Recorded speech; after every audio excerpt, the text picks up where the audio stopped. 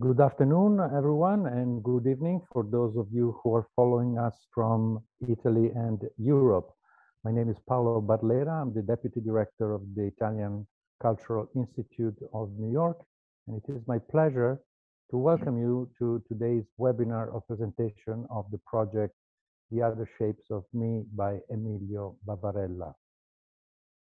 At the Institute, we are particularly pleased to have this presentation since this project was one of the winners of the Italian Council initiative sponsored by the Italian Ministry of Culture, who, like us, who belong to the Ministry of Foreign Affairs, are making great efforts to promote Italian culture abroad. Unfortunately, as it happened with many other things, we were supposed to have an in-person event last year, exactly about a year ago, in Cambridge, Massachusetts. But of course, it had to be canceled. But I was very happy to accept the proposal of Ramdom Association, which is the promoter and organizer of the event, to do an online presentation. And I want to thank Claudio Zecchi and Paolo Mele, who are here with us today, and everyone else at Ramdom who helped make this possible. And I am, of course, honored to welcome today's speakers, Emilio Vavarella, the artist, who is going to talk about his own project, Ursula Wolz, and Stephen Monteiro. And now I will leave the microphone and the screen to Claudio Zecchi for a more thorough presentation of the program and our distinguished guests. Thank you, everyone, for joining us. Claudio. So hi all. Thank you, Paolo, for your introduction, and thank you all for virtually being here. My name is Claudio Zecchi, and I'm curator of Ramdom, an organization devoted to cultural and artistic production founded in 2011 by Paolo Mele and Luca Coclide, and based on the very southeast of Italy in the Apulia region. So before starting the presentation of the project, that, as Paolo said, for very practical reasons, we will simply call The Other Shapes of Me, which is one of the winning projects of the 6th edition of the prestigious Italian Council. I would like to thank the Italian Cultural Institute in New York, Paolo Barlera and Mr. Fabio Finotti, the new director, that accepted to support and host this event. I would also like to thank Emilio Vavarella, the artist of the project that we have been working with for almost 2 years, Ursula Wolz and Stephen Monteiro, that accepted our invitation and will help us to discuss and intercept, let's say, at least 2 different aspects that stand behind the theoretical research of the project. I also would like to thank all the people involved in the project, from the beautiful team of Ramdom that I today have the privilege to represent and speak on behalf of. Paolo Mele, the director, Anna Paola Presta, the project manager, Simona Casarano, the responsible of the education program, and Jessica Castaldo, our designer. And all those that in different moments so far contributed to the project. And also Marinella, the mother of the artist, who has been part of Ramdom's family during the time we produced the project in Gagliano del Capo. A big thank also to Francesco Giaquinto, his family, and his Tessitura, the textile laboratory, who played a crucial role in this project. Without them, for sure, the project would have never been done.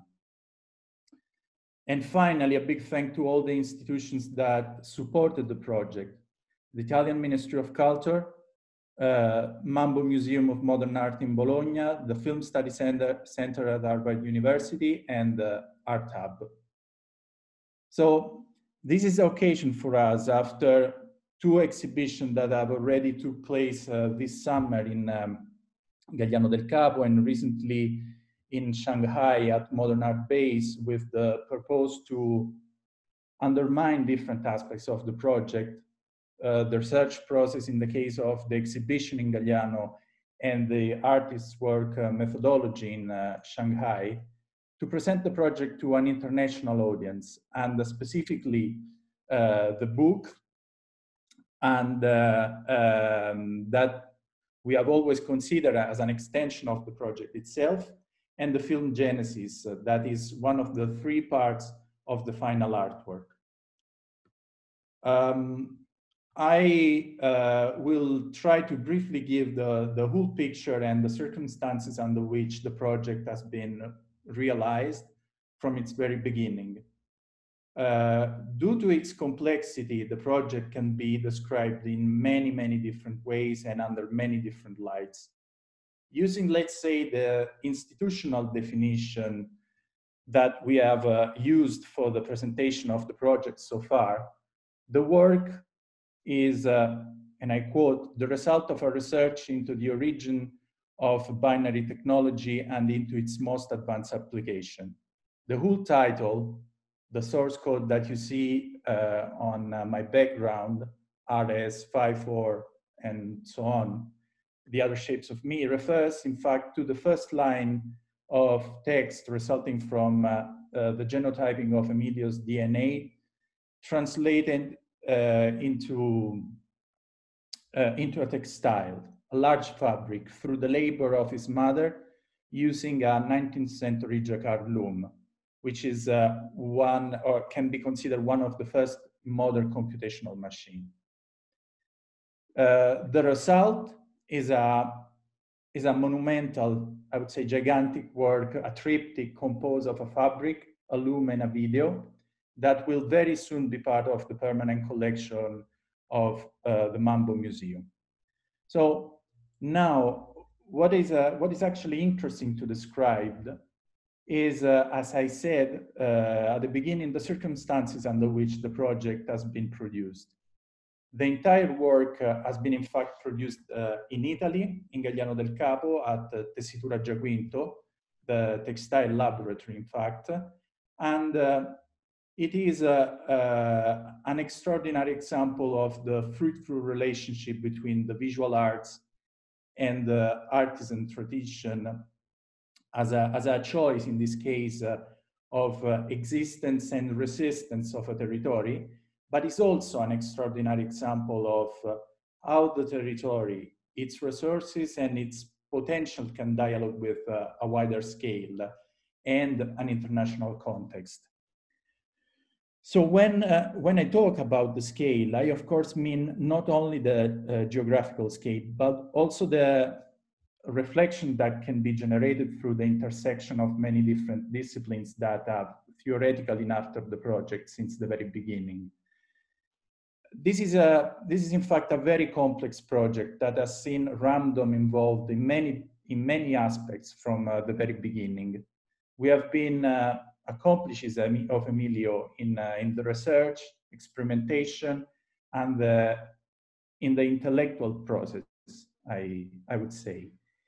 And if I have to define the other shapes of me from my perspective, I would say that more than anything else, it is an expanded research laboratory, a laboratory in which different aspects enter in different moments, both from the point of view of the production of the work and from the point of view of the disciplines that the project has intercepted, such as art, philosophy, bioengineering, media theory, and so on and so forth. And precisely due to its experimental nature, many other aspects could have been added. And this is why, as I mentioned before, we decided to present it through a curatorial path. We imagine, in fact, a sort of trilogy that will only at least partially give back its complexity in the approach. And it is exactly also for this reason that we believed since the very beginning that the book is a complementary extension to the project. In fact, we never imagined this publication as an exhibition catalog, but as a book in which all the different disciplines just mentioned find their position in, let's call it the theoretical chessboard. What actually seems a project, and I'm pretty much sure Emilio will talk more about this, driven by deterministic nature, is rather and we will see it through the perspective that the film Genesis will offer us, a project with an open and deeply human nature. A nature we will see, in fact, a nature evoked by both by Marinella, Emilio's mother, and protagonist of the film, while working at Tessitura Giaquinto, she establishes some sort of emotional exchange with the machine through a set of little gestures charged with emotions and small uncertainties. And I would say also by the project itself, where the me that is in the title becomes a lens that extends what is only apparently the unique story of Emilio, but potentially becoming the story of each of us. Means this project is or can be potentially universal. Well, this is actually what from Ramdom's side, I would say, we learn by the project. And will be nice now to have Emilio speaking about the project, giving us his perspective and let us know more about the origin, the genesis of the idea of the project. So Emilio, I leave you the mic. Thank you, Claudio. First of all, I want to check my audio because there is maybe a car crash just outside my window right now. And I don't know if you can all hear some sounds. Okay, if you can hear me, I will start first of all by thanking the Italian Institute of Culture in New York and Ramdom for organizing this. And I will also actually thank you, Claudio, for going through the very long list of credits because that will save some time. I just want to say I'm extremely grateful to all the people who have contributed to this project, which has been long, complex, and has somehow also undergone a lot of trials and tribulations caused by the current global situation. I definitely want to thank both Ursula and Steven for being here today, sharing with us their perspective, but also for their fantastic contributions to the book that Claudio just presented. I'd like to start by delving right into what the project is about. If we were to summarize the project in one sentence, I would say this is a project about the conversion of my genetic code into a textile. And it is a description that, of course, omits to say a lot of very fundamental things, starting from the labor, for example, the labor of my mother, who is the person in charge of this conversion. And it omits to say what kind of technologies and techniques are used for this conversion. In this case, are the sort of like computational techniques that are mobilized by a Jacquard loom, a machine that was invented at the end of the 19th century. And as Claudio also anticipated, it's often considered one of the first computers. An industrial machine that is almost entirely automated and can read software in the form of punch cards to compute information. Before going into how I came up to this formulation, the idea behind the project, the genesis of the project itself, I would like to maybe just clarify that no one so far has seen the project in its entirety. Currently working both with Ramdom, with my gallery, Galleria Più, and in collaboration with the Museum of Modern Art in Bologna, MAMbo, to finally present in the upcoming months the work in the way it was originally conceived. It will look like a triptych composed of a Jacquard loom. For those who are not familiar with the technology, it's a massive 2 stories high industrial machine. To this loom will be attached a textile that is over 80 meters long, and that somehow presents and embodies, encodes my entire genetic code in the form of cotton threads, which have been woven by this Jacquard loom. And the Jacquard loom has been modified to host a film. The film is entitled Genesis, and in a way it documents the production process of the textile. It shows the labor of my mother.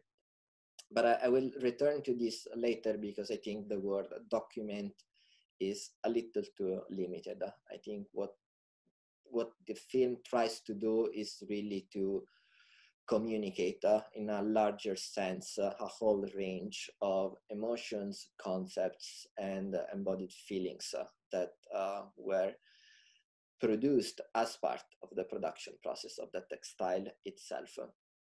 That said, I would just like to explain how I came to the idea of this project. This project stems out of a long research on the origin of computation. As I was researching what computation means, and especially the history of binary technology, I came across the Jacquard loom, at least the idea of the Jacquard loom. I had never seen one. And I was extremely fascinated by this machine, also by the idea that one of the first computers was actually a machine that produced textiles. And so as I was researching this incredibly fascinating story, I was also working on another idea, which is of course connected to the history of binarization, the history of computation, and that is the new development of biotechnologies, and especially the idea of the code of life, something that we are all familiar with, this idea that life can be somehow presented or encoded in its entirety within a code that then is handled by computers that work in binary terms.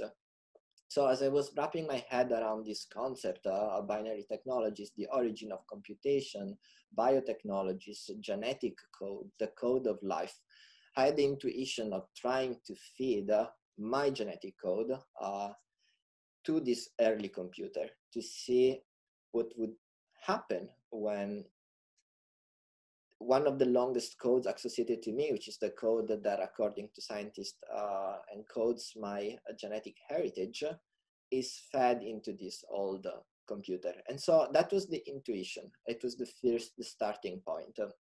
Then the more I worked on this idea, the more I discovered that there were other connections, additional layers that added somehow meaning and added even context to the project. These have to do with the history of gender, with the history of science, the history of technology, have to do with media studies, with media philosophy. These are all disciplines of, we could say, areas of expertise that we tried to engage with through the publication that Claudio anticipated, that was published this past summer by Museo Publishing.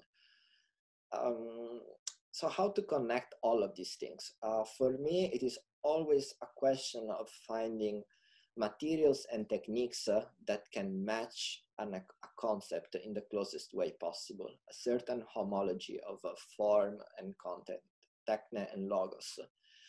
And so I came to the idea of asking my mother, who is the person who has already generated once what we call the code of my life. She has already been in charge of generating, producing this code, to do it again, to reproduce this code. So talking also about technical reproducibility, the idea of mediating code in different ways, also the idea of somehow moving from the analog to the digital and then going back from the digital to the analog. And I asked my mother to work with the Jacquard loom to compute once again my genetic code to produce a large textile. At the point we had no idea what the textile would look like. It was in fact the result of a very complex research and a constant movement from the digital to the analog, a sort of like chain of mediations, operations, techniques, technologies that were part of a long process, both conceptual and artistic. So this is how I would say the main elements within the project took form. What we are going to do today is to give, of course, a conceptual preview of what the idea of the project is, but I also want to show the film that, as Claudio anticipated, corresponds to 1/3 of the final installation. The film is entitled Genesis. It talks, of course, about the genesis of this project, the production process of that somehow is behind the production of the textile, but it is also in a way the genesis of my code, my genesis.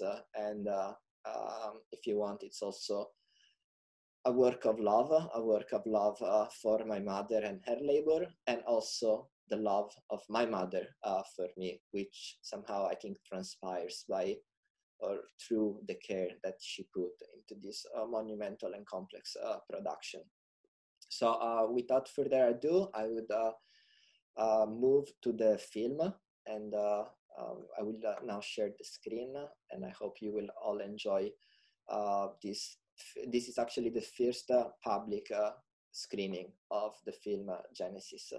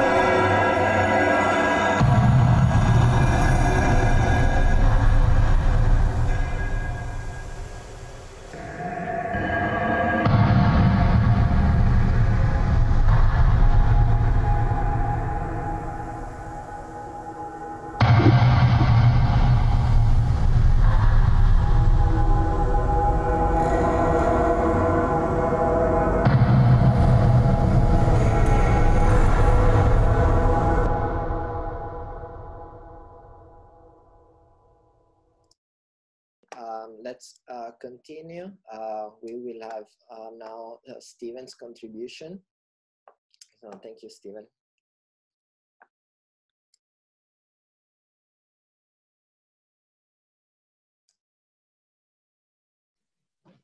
Sorry. Thank you. Thanks, Emilio. I would mention that it's been a great pleasure working on this project and particularly contributing an essay to the book. I'm a culture and media scholar in the communication studies department at Concordia in Montreal. And I wrote a book a couple of years ago called The Fabric of Interface, which works on the relationship, considers the relationship between the body and digital technologies and the relationship between data and labor. And so when I was told about this project and had the opportunity to look at it and think about it, I was really pleased to have that opportunity.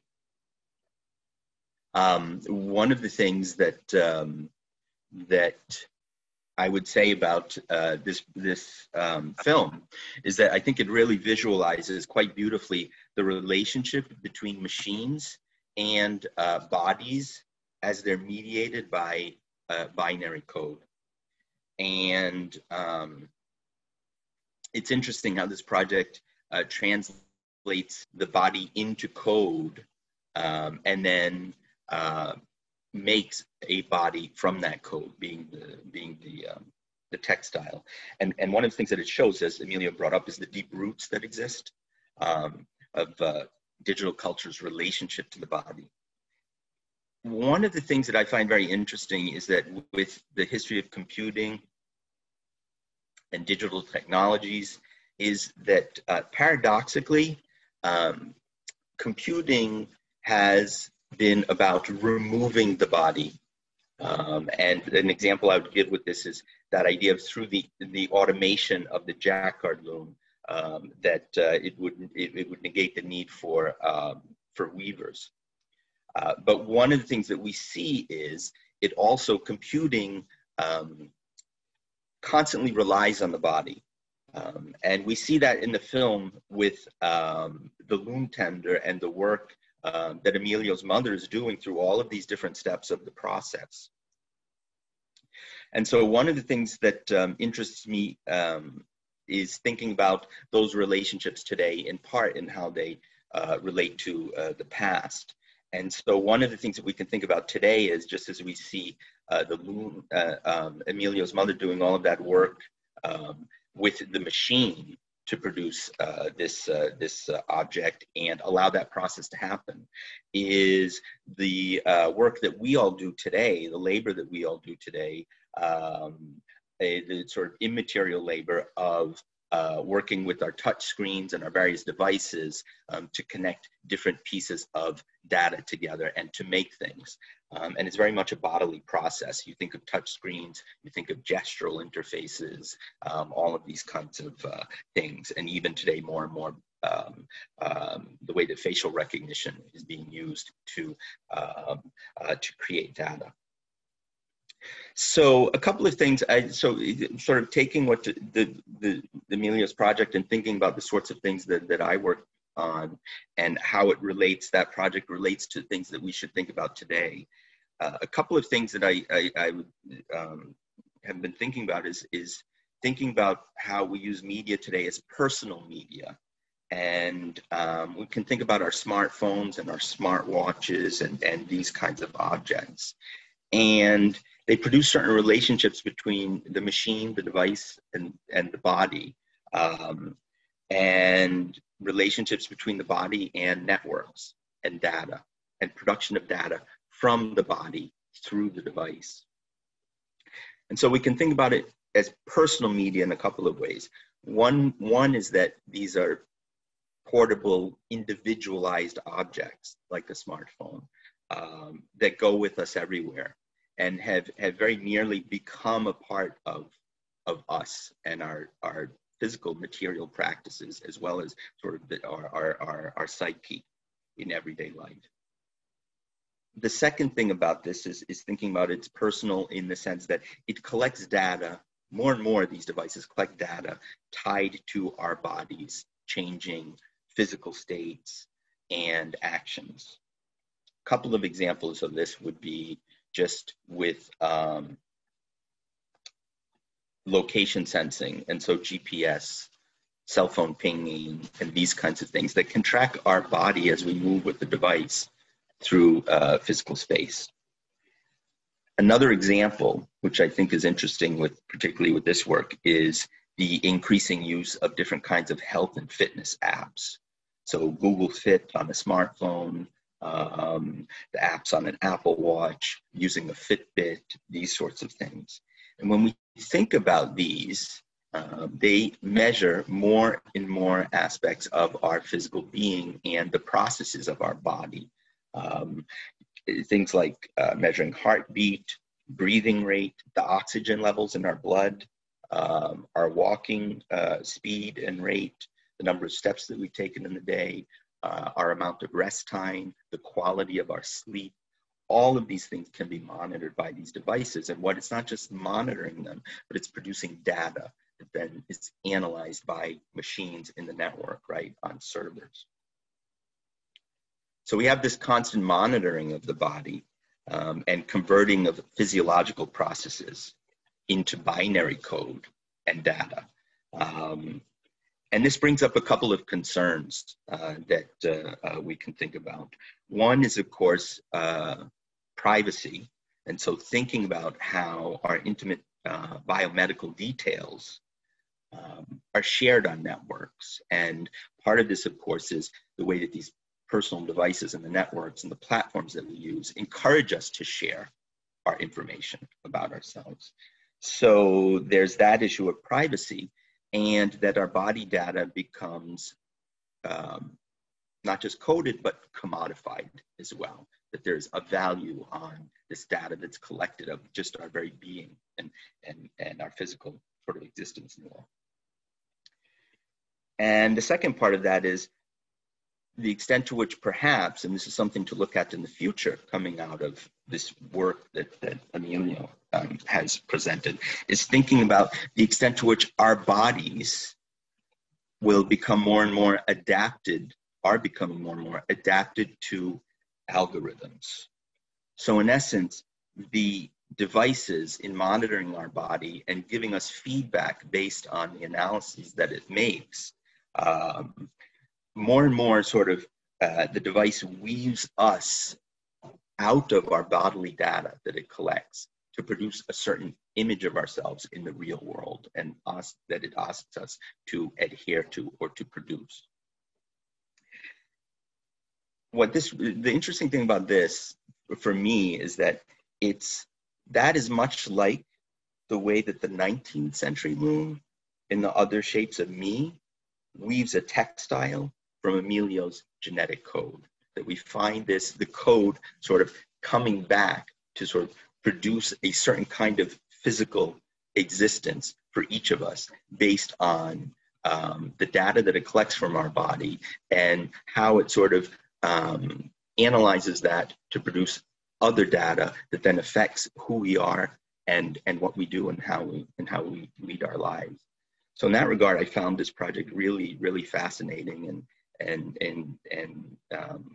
interesting, the way that it intersects not just with my work, but also with certain questions that exist today about the relationship between computing and the body, and the collection of data, and sense of identity and self.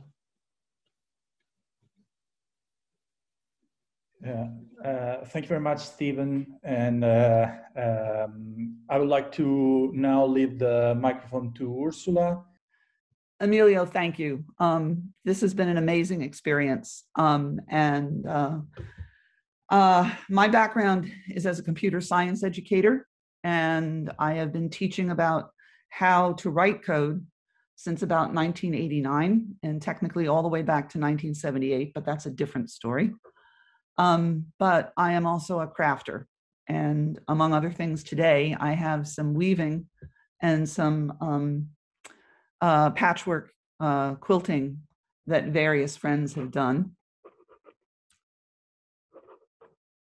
And what I want to talk about is this notion of crafting and computing, and especially in the context of the film, where there was an immense amount of time taken to set up the loom, but once the loom got going, we went pretty well.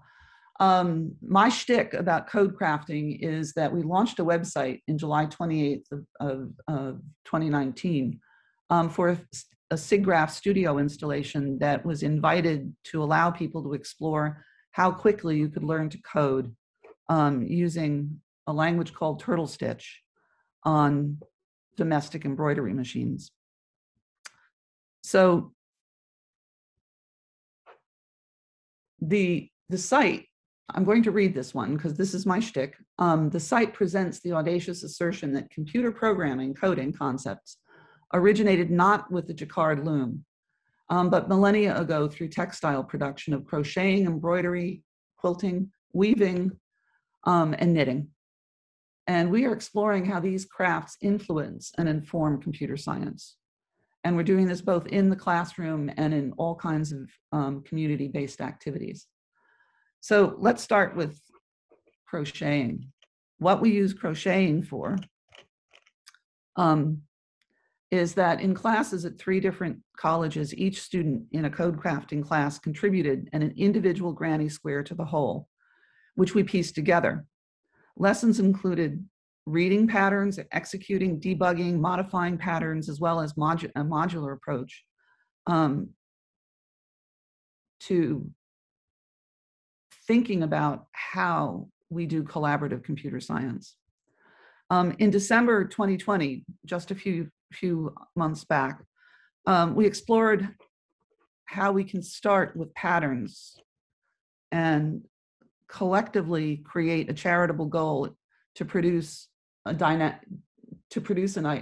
network. Our goal was not so much to create a lot of hats. Our goal was to bring a community together when we weren't really able to meet in person and share the kind of intimacy that we normally have. And so in December, Arlene Marin, a good friend of mine, and I organized knitters throughout Essex County to produce 50 hats for our guests at the Montclair Emergency Services for the Homeless. We produced 117, crocheted, knitted, and sewn by 17 women. 24 families and individuals donated over $500 for materials, and 7 people joined us to learn to knit or crochet. We still have hats to give away if you're interested.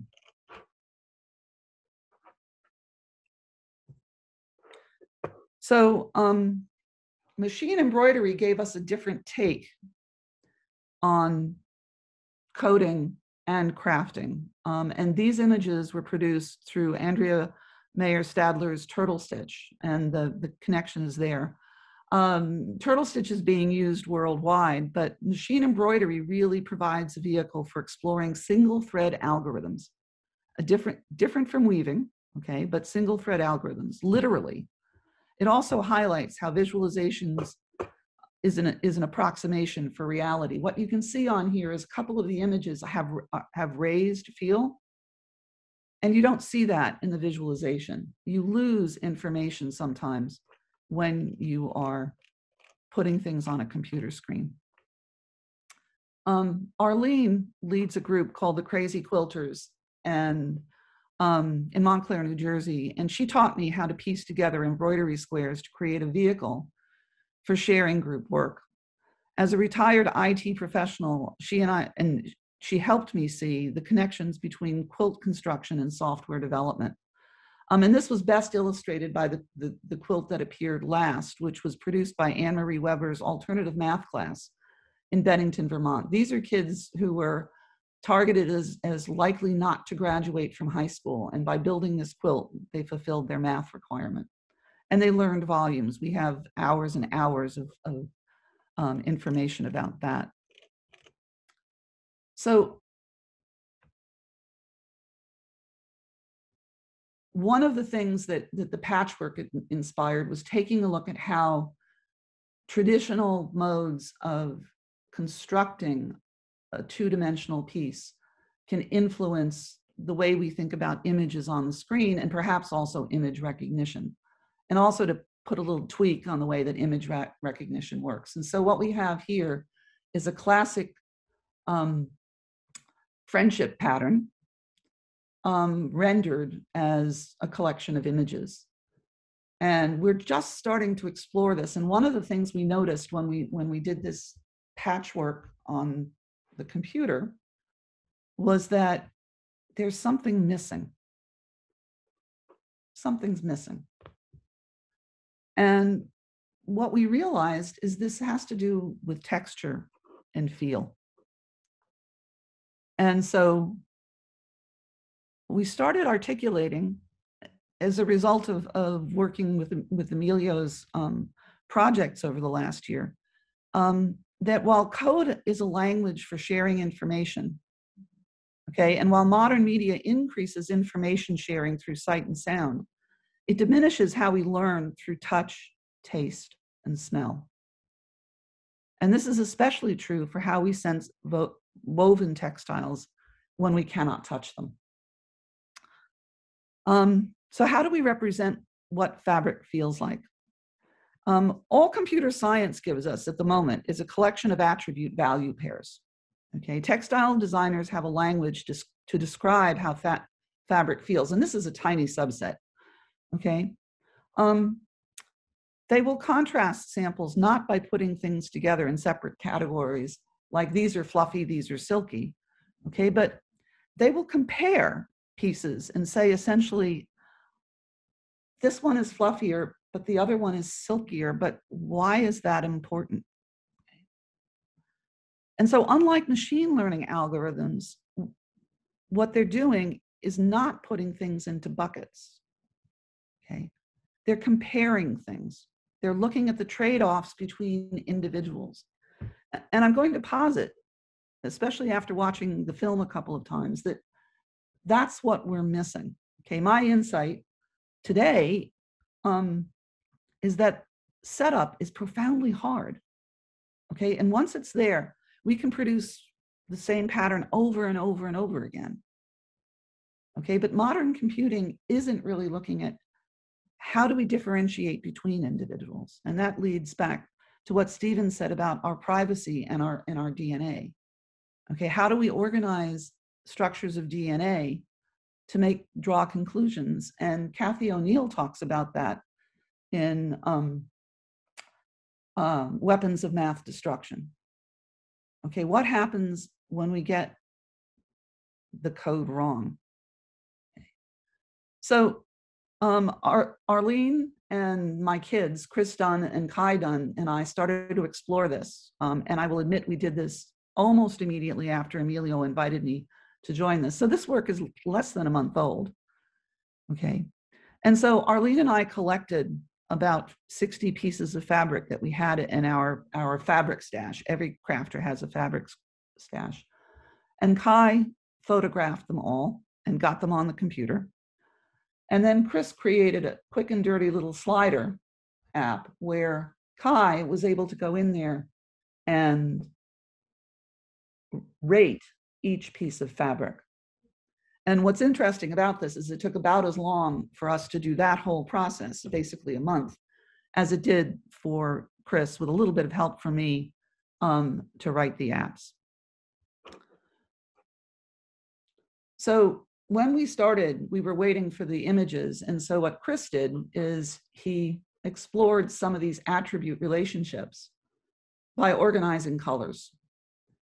And the idea behind the purple is that it's a gradation between red and blue. And again, in my head, I had an idea of how we wanted to separate things, but I couldn't really imagine how this might work for 8 attributes or more like the 50. And this first image was not very productive. We felt that doing this in a circle was going to make some more sense. And so we tried that, and that gave us some promise. And so our next vision was that we would organize the pictures this way. And so that's where we ended up.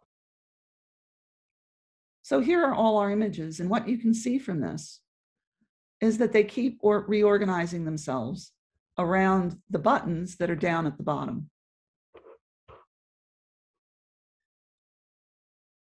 And you can see that under certain circumstances, there are outliers and that there's a lot of clustering.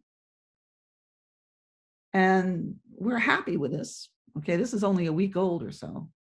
But it was the first attempt at trying to understand how vision and animation and interactivity can allow us to think about the relationship purely around the feel of the fabric. Okay. And so this is where, to prevent me from talking for an hour,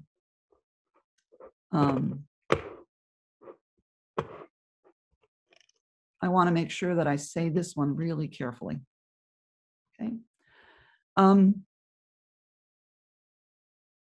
This is interesting, but the textures are more alike than different. And the outliers are there, but barely. Okay. And so we started thinking about, do we need more control to compare two things? Okay.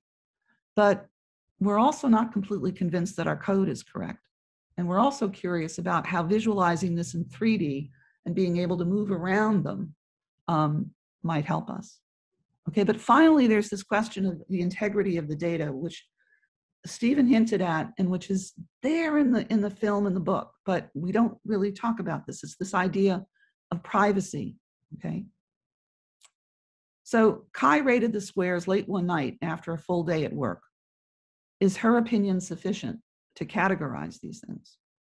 Okay, we've just introduced the idea of bias, the potential bias in our algorithm.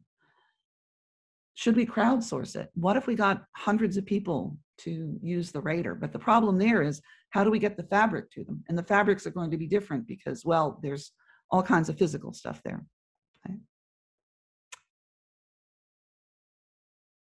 And then finally, why in the world do we care? Okay, so this is interesting, but why do we need to feel fabric? Okay. And so by trying to explore how do we represent fabric, are we simply going down a rabbit hole to follow a shiny object, which being an AI researcher, I can say, yeah, we do that all the time. Okay. Now, the reason for it is that textile manufacturers would die for a tool that shortcuts sending swatches to customers, okay, or having customers visit their factory in China, especially now. Okay. On the other hand, when we finally got this running, I sat there and played for 2 hours trying to understand both how to control it and how to make it beautiful. Okay, so in the end, all right, this is about the shape of me, and it's about the shape of art, and about how code ultimately limits our ability to experience the world. Emilio, again, thank you for this. I gained a lot from doing this talk, including never trust Zoom.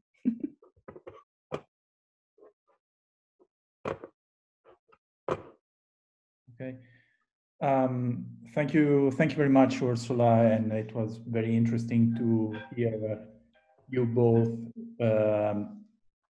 giving us some more insight of the project. This is really an ongoing project, and I think this is the power of the project in its nature as a research and experimental project is a launching question that we on our side try to respond, but I think there are many others that can be made, and this was also the challenge when we decided we start conversating, we start talking with Emilio at the very beginning of the project. Picking Emilio was a challenge, actually, because he's an artist, but he's also a researcher, and we knew since the very beginning that we were kind of at the cusp of this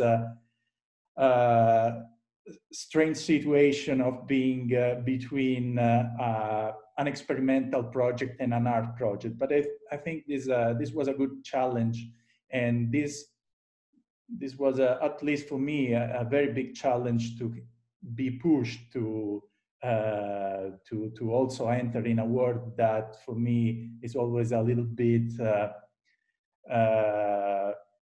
yes, challenging maybe is the good word. I only use devices to kind of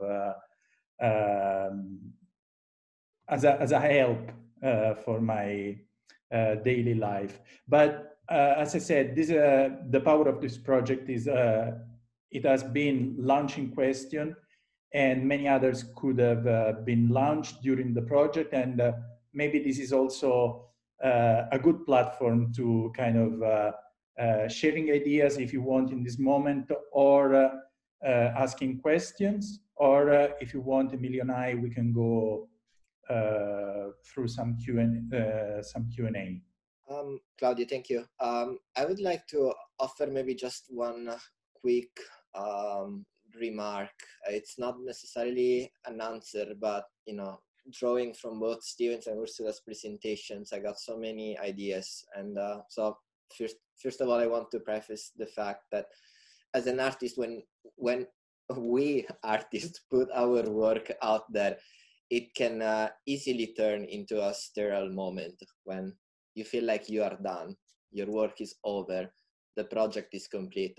For me as a researcher, I always want to keep the exchange open. And even today, presenting my film, it becomes the opportunity to then learn something new from the perspective of other people. And that I just want to underline how important that is for me, and how relevant I think it becomes for an art practice that has a more expanded social value. It becomes really a platform through which people can share their own work, converse, challenge each other, address larger issues. And so talking about issues, for example, it was very interesting for me to see how there was a connection between these last two interventions that had to do with the idea of the body. And this is not something that we planned in advance, but Stephen, you talked about the removal of the body at the beginning of technology, this idea of really removing the biological forms, which is something that I have also encountered many times. And just this past week, for example, I was looking at 17th century mechanics, and I found the design of an automatic lathe that had been built or designed, not built, designed by Jacquard, and he designed it in such a way that there was no space for a human to actually operate it. It was just a self-autonomous machine, self-enclosed, and that was really the ideal of this technology that don't require human intervention. And yet, also going through the theoretical excursus that you created for us, then there was this idea of rethinking the body, even as almost as a sort of technological infrastructure from which data is extracted, is elaborated, and then it becomes a commodity. So it becomes part of a larger exchange system. And then Ursula, you were talking about the sort of the lacking of bodily perception within coding and computing in a more general sense, which is also something that I think we touched upon with the project. I think the film was a response to that feeling. I didn't put it into words, but I definitely shared the same sort of this friction with the idea of, Claudio, for example, talked about the sense of over-determination that sometimes code brings up. The feeling that everything will be determined by the code itself, and that will be, a closed circle in a way. And we wanted to break open that circle. We wanted to create a little more ambiguity, more room for projecting ourselves. And I feel like thinking about the work you just started, Ursula, and trying to bring back into coding things like impressions, feelings, judgment, it means bringing back both epistemology but also aesthetics. Right. Those are the things that computers have more trouble simulating, and somehow they kind of mark the limit of computation, and was still, I think, at least in my opinion, characterizes what it means to be human. We sort of have like reduced the amount of things that we can claim as properly human. But I think when it comes to epistemology and aesthetics, we can still, you know, claim some authority. And it feels like your work is going in that direction too. So I just, yeah, it was just a general observation. I found your contributions very interesting. Thank you. Well, if I can follow up on that, Emilio, you know, I'm singing your praises here, and I will say it because you didn't in your modesty, is that the first time I saw the movie, I cried, because it had that balance between the natural and the human, and we call it the fur, but all of the fabric, all that stuff. Okay, that's part of a textile lab, whether it's something informal like what I have here, or whether it's a factory, and this rigid machine. And things haven't changed very much in terms of the interplay. Okay, we're still in this position. Every time your mother's hand went near certain moving parts, I shuddered, because I have relatives who've lost fingers in that process. Okay. I have been struggling with the limitations of computing, because I've had to defend AI, and I've also had to teach very ambitious young people, mostly white men, that they're not going to solve all the world's problems by coding without thinking carefully about the data. And, you know, and again, Stephen really focused on that. And I think that's just so important right now. And I think that your work has opened up a dialogue for talking about that outside of the elite company of the people who are dominating our lives with their apps. And so thank you. This was so much fun. And you're absolutely right. What I'm hammering on right now is this idea that all we have is an attribute value pair. And I didn't understand that a month ago, so I'm grateful for that. Okay, and everything else we build on the computer comes out of that, even your DNA. Okay, you know, I'm confident that 50 years from now, the way that we represent our DNA and the detail in which we talk about how it interacts with the proteins and everything that manage it is going to be profoundly different than what we're doing now. And I'm looking forward to that version of your tapestry. I want to see the thing in whole. I'm really anxious to see it. I will be very happy to share it as soon as it's installed. Oh. Yeah, hopefully this will happen in 1 month time, if we will be able to do it. And yes, I mean, this idea of the materiality was pretty much clear when we were in Galliano del Capo 1 year ago producing the project, and we've been, I think I may say, overwhelmed by the materiality of the project, and we sense it. It was pretty clear to all of us, and for me that was the most powerful experience. In fact, for example, this is very personal, but it's always we share a little bit some ideas about this with Emilio. I'm usually writing very analytic text, but I was not able in this case to be that analytic at the point, you know, to make some critical, theoretical, critical insight.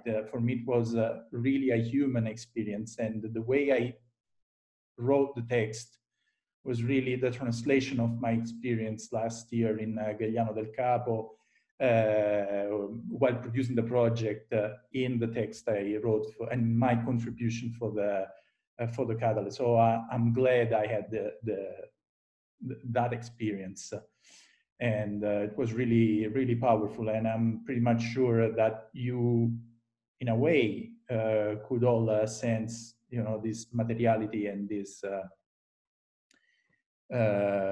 through the film Genesis. That was really powerful. I don't know if you, Stephen, want to add some more things, go back on topics, or asking us something, or I had one thing I wanted to say I thought was really interesting is Emilio, what you said at the end there about thinking and specifically in addressing some of the things that Ursula had brought up, that the idea of aesthetics and epistemology are still some of those more and more reduced areas where we can really say that those remain more or less the domain of the human, or what it is to be human, and that those things haven't been ceded so much to AI. And I think what you just brought up as well, Claudio, talking about how this project worked, particularly when it's one that's focused on the history of computing and the development of binary code and the ways that binary code have shaped the world, right? That it's interesting in talking about how your sort of approach to the project, that aspect of those things that are sort of physical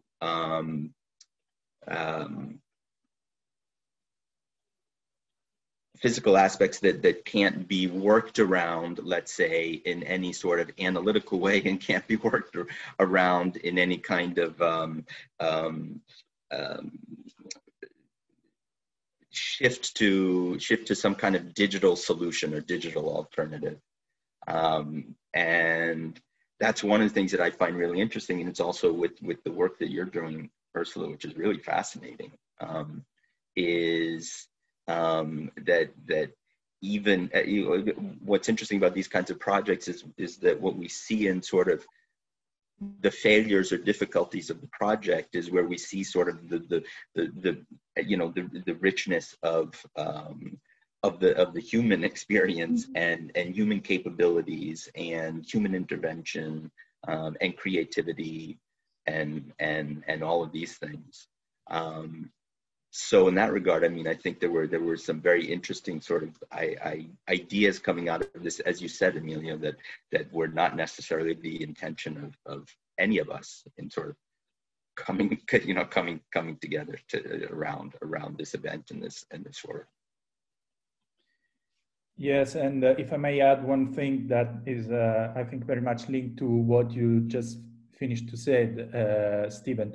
At the very beginning, when we launched the project, we very much stressed this idea of a performative project that at some point disappeared, and I think came back in another way. It was really a very performative project. The way, and I don't want to use the word performative in like in the art meaning, but it was really more an experience, and this was really powerful. But I think, Emilio, I don't know, I propose you this again, to use performative as a good way to describe maybe what we experienced back in Galliano, to give a sense at least of the days we produced the project. Yeah, I mean, what I like about the term performance is that it really puts the emphasis on the process, and this was a very process-oriented project. Everything was a process. Everything is still a process. I think even the way we explain the project every time we're asked to do so, it's a working process. Like, how do we do it? Because it can, as you said at the beginning, it can be done in a number of different ways. And I think also talking in terms of performance really somehow puts the spotlight away from the final product to what comes before and after. Mm-hmm. And that for me is extremely important. And that again puts emphasis on research. And research is what I'm fascinated and with. And how can I say, maybe I don't think I've ever said this, but in a way, it almost trying to do research with a certain kind of research with the only tools that are available for that specific kind of research. And that maybe answers the question like why I did this and why I did it this way. Because in a way, this was the only way to do it. And this was the best way I could come up with to address the many questions that somehow we have touched upon. And to also create the sort of like general infrastructure that hopefully will allow other people to ask more questions. Well, Yeah. where I'd really like to commend you for this is that, you know, the common paradigm in science right now, because we can collect so much data, is to just take all the data, take all the spaghetti and throw one of them at the wall and say, okay, it's stuck, we must be right. And, you know, I just finished doing some stuff with trying to teach data analytics and machine learning. And it kept coming back to this notion of it will work if we have enough data. It will work if we have enough data. And what you just said is just so important, is that sometimes digging deep on one thing, on your DNA, can provide more insight and more knowledge and more advancement of understanding than if you had taken the DNA of 4,000 people and thrown it at the wall. Thank you. Yeah, that's a really good point. I totally agree. Okay.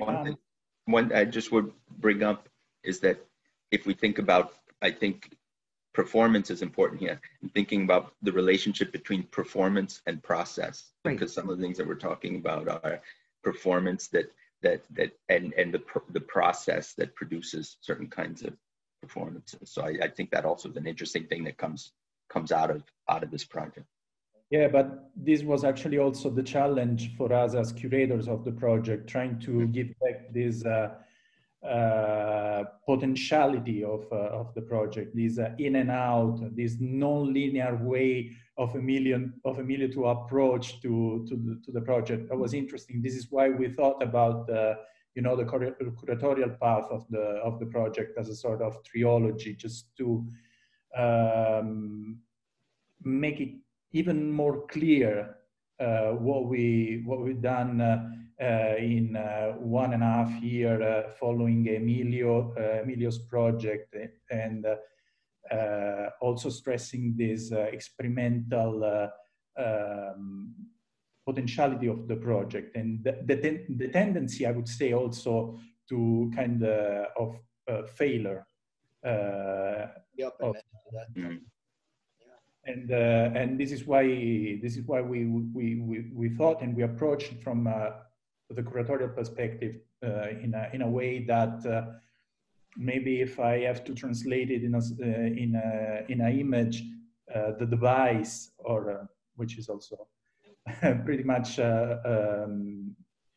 important methodological way to approach the project, the device. This is why we ask Jessica to design a specific device, for example, for the exhibition in Galliano del Capo last year. But is I would say the core of the curatorial approach, and the only way we found, at least, to kind of give back this complexity and this all these layers that the project bring with it. I don't know, is already 1.5 hours we talk about the project. I'm very sorry, I have to cut the conversation. I don't know if you, Paolo Barlera, want to add one more thing now. Otherwise, I hope this will be the occasion this will be a starting point for us to kind of continue the conversation over Emilio's project and other project, if possible.